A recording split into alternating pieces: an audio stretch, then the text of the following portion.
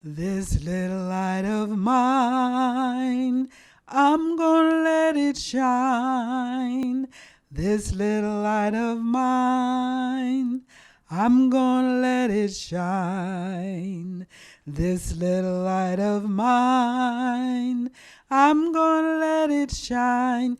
Let it shine, let it shine, let it shine.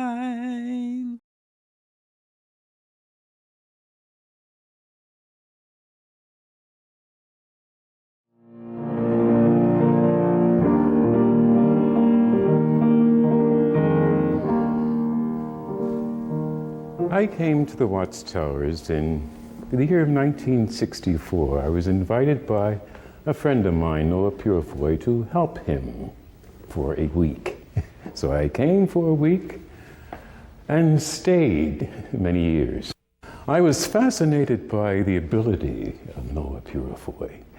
He was renowned in Los Angeles as a designer and a recycling artist. Noah had this amazing ability to take something that was considered nothing, in a short period of time, turn it into something valuable.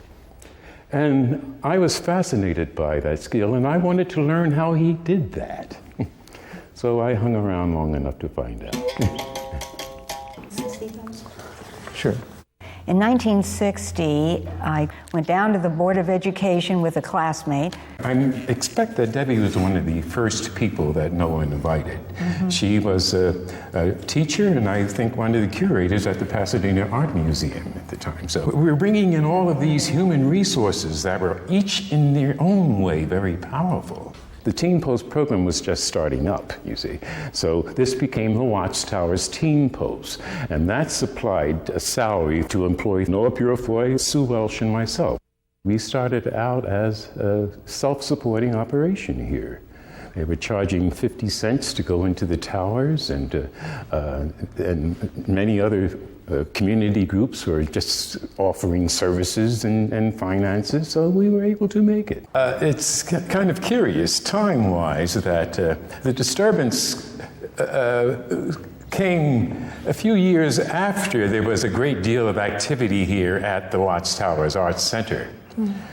And we expected that much of it had to do with there not being too much desire to develop what was a major tourist attraction in Watts. We started a Watts Art Festival soon after the riots of Watts. And this was done primarily to let the larger community see some of the creative side of Watts. It wasn't such a bad place. When we came back to prepare in the next year, in 1968, an accident happened. Noah and I were in this building on 103rd Street. One fellow came in and Noah started questioning him. He actually showed disrespect for the man, and the man said, "Don't you come be here when I get back." And it was a tense moment between Noah and I, like, we're going to be here when he gets back, because you don't know what he's coming back with. But sure enough, they came back. 3 men came back with guns in their hands. One man pointed to Noah, "That's him." And he immediately went over and hit Noah across the mouth with the butt of his gun and broke Noah's jaw.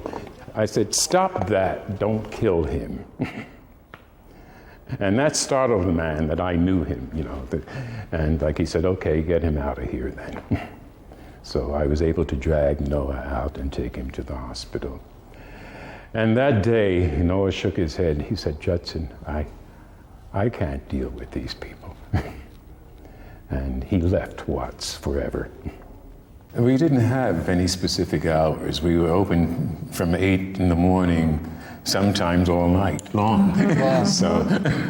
But there are constant programs going on here around the clock. Mm-hmm. And I think that speaks to what one of the great differences between what is considered a local community arts center, because we take chances. We didn't have any insurance policies as such. We didn't have anything to insure, so we hung out here all times of day and night, together with kids. The place was literally always open.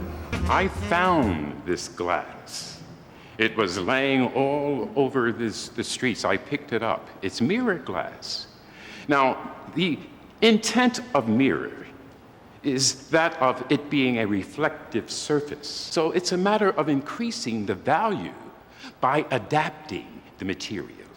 I was one of the original co-founders of the Watts Towers Art Center back in 1964. The process is called the science of chemurgy. This is an aspect of the actual science of art.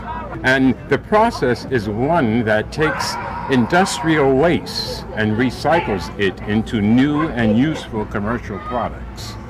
So this process is all given to the world by Dr. George Washington Carver almost 100 years ago, but too few people are even knowledgeable yet today of this process. So my efforts here is to assist in reintroducing it. When you change the way you look at things, the things you look at change. Using debris from the 1965 Watts Uprising, Judson, with artist Noah Purifoy, created what became known as assemblage art and the seminal exhibit 66 Signs of Neon. His 2002 solo exhibit, Glass Lace, Something Old, Something New, stimulated the Watts Towers Art Center's The Heart of Watts project, using Judson's one-of-a-kind mosaic glass pieces.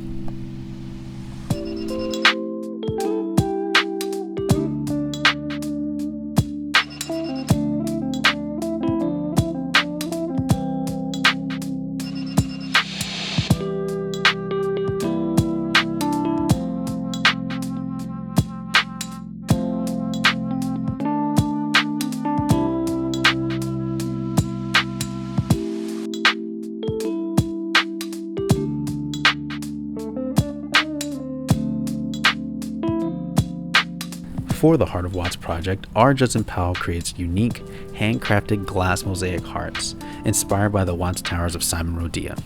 A great deal of time, care, and love goes into the making of the Heart of Watts glass lace pieces. The use of found and recycled objects is a key in creating this valuable artwork, and it leads to taking discarded materials to make them beautiful and appreciated again.